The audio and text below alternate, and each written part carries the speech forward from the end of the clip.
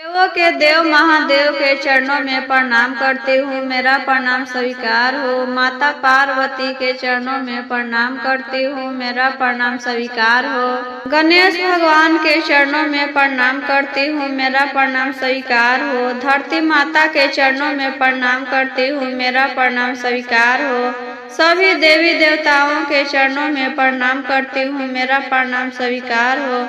सभी गुरु भाई बहनों के चरणों में प्रणाम करती हूँ। हर हर महादेव। गुरु भाई बहनों, आज हम एक बूढ़ी माता के कथा सुनाने जा रही हूँ। बूढ़ी माता कितना चालाक और बुद्धिमान थी, वह अंधी भी थी। देखिए गुरु भाई बहना, कथा सुन रहे हैं तो पूरा सुनिए, आधा अधूरा नहीं सुनिए। आधा अधूरा सुनने से शिव गुरु का अपमान होता है और पूरा सुनने से ज्ञान होता है।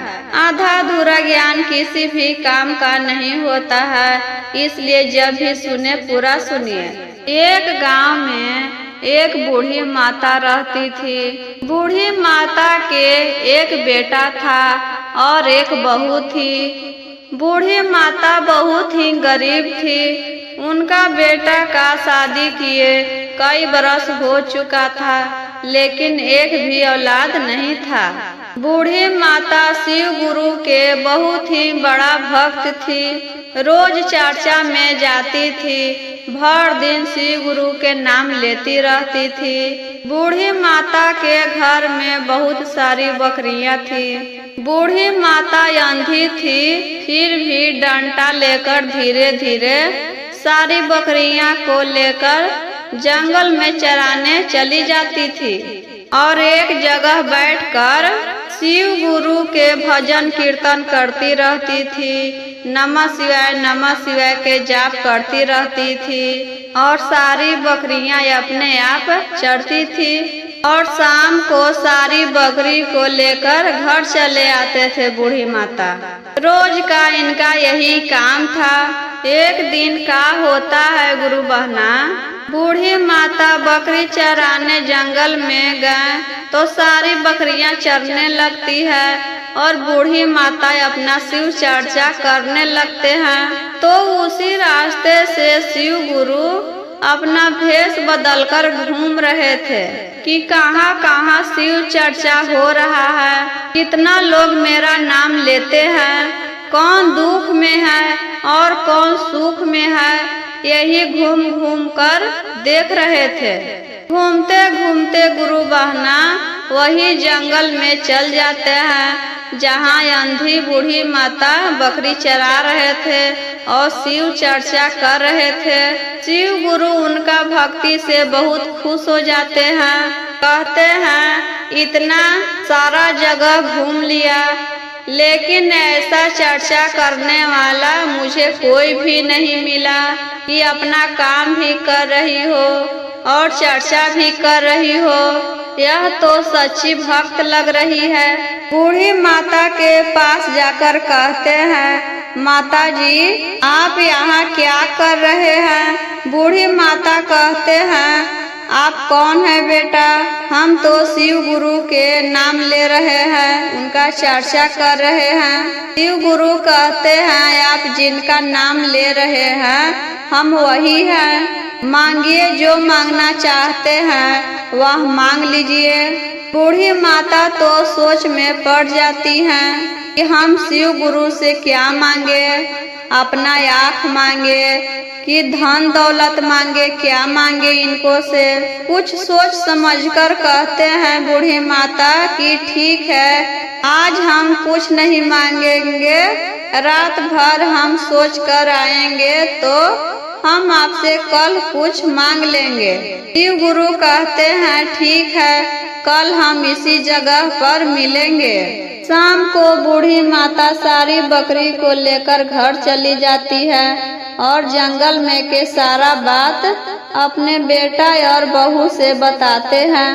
कहते हैं बेटा आज जंगल में हमें शिव गुरु मिले थे।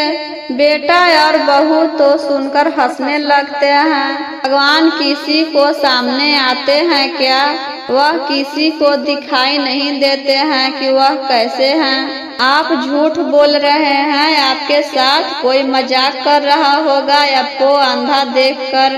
बूढ़ी माता कहती है, नहीं बेटा, वह शिव गुरु ही थे। वह हमसे कहे हैं कि जो मांगना चाहते हैं वह मांग लो, लेकिन हमको कुछ समझ में नहीं आया कि हम क्या मांगे, इसलिए हम कहे हैं कि हम आज नहीं, हम कल आपसे कुछ मांग लेंगे।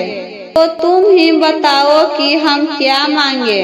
बेटा कहता है, माँ तुम धन दौलत मांग लो, हम लोग बहुत ही गरीब हैं, खाने के लिए भी सही से नहीं होता है।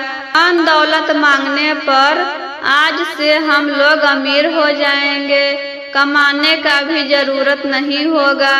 बहू कहती है, नहीं माँ जी, आप मेरा एक औलाद मांग लीजिएगा ताकि वंश आगे बढ़े, बुढ़ापा का सहारा बने, मेरा गोद भी भर जाएगा। सब लोग बांझ कहकर बुलाते हैं। फिर बगल के पड़ोस में एक औरत रहती थी। वह बूढ़ी माता के उम्र के ही थी। दोनों साथ में शिव चर्चा में जाते थे, तो दोनों सहेली जैसे थे। अपना सुख दुख एक दूसरे से कहते थे। बूढ़ी माता कहते हैं, बहन आज हमें जंगल में शिव गुरु मिले थे। वह कह रहे थे कि जो मांगना चाहते हैं वह मांग लीजिए। अब तुम ही बताओ बहन, हम क्या मांगे।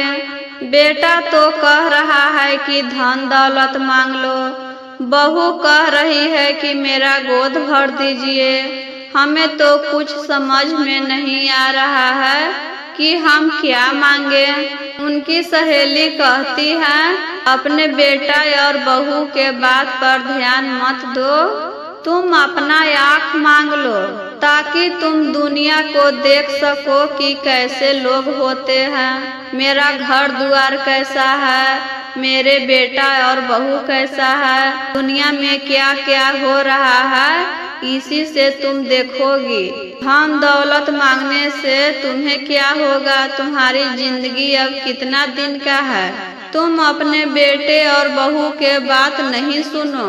बूढ़ी माता तीनों से राय लेकर रात में घर में अपने सोने चली जाती हैं। रात भर सोचते रहे कि किनका बात माने, अपना आँख मांगे या धन दौलत मांगे या अपनी बहू का गोद भर दे, क्या मांगे, हमको तो कुछ समझ में नहीं आ रहा है। सोचते सोचते रात में सो जाती है। सुबह उठकर सारी बकरी को लेकर जंगल में चले जाते हैं। सारी बकरियां जंगल में चरने लगती है। शिव गुरु वही जंगल में फिर आते हैं। कहते हैं, तुम सोच ली क्या मांगना है, जो मांगना है वह मांग लो। बूढ़ी माता कहते हैं, अगर आप देना चाहते हैं तो हम अपना आँख से अपने पोते को सोना के गिलास में पानी पीते देखना चाहते हैं। यह सुनकर शिव गुरु तो हंसने लगते हैं। कहते हैं, तुम तो बहुत ही चतुर निकली, एक ही बार में 3 चीज मांग ली। एक तो अपने आँख से, तुम अंधी हो तो तुम्हारे आँख देना पड़ेगा। पोते को सोने के गिलास में पानी पीना देखना चाहती हो तो तुम्हें पोता भी देना पड़ेगा और धन दौलत भी देना पड़ेगा, तभी तो तुम पोते को सोना के गिलास से पानी पीना देखोगी। शिव गुरु कहते हैं, ठीक है, जब हम वचन दे ही दिए तो यह भी सपना तुम्हारा पूरा हो जाएगा। वहाँ से बूढ़ी माता अपनी बकरी को लेकर खुशी खुशी घर चले आते हैं और अपने बेटे और बहू से कहते हैं, हमने आज शिव गुरु को तीनों चीज मांग लिए एक साथ। अपना आँख और तुम्हारा गोद भी भर जाएगा और धन दौलत भी भर जाएगा। ठीक 9 महीने के बाद उसकी बहू एक पोता को जन्म देती है और घर में धन दौलत पूरा भर जाता है। और बूढ़ी माता को आँख से दिखाई भी देने लगता है और अपने पोते को खूब खिलाती है। मेरा वीडियो अच्छा लगा हो तो लाइक करें, शेयर करें और ऐसे ही और वीडियो देखने के लिए चैनल को सब्सक्राइब कर दीजिए और कमेंट बॉक्स में हर हर महादेव जरूर लिखें। हर हर महादेव गुरु बहना।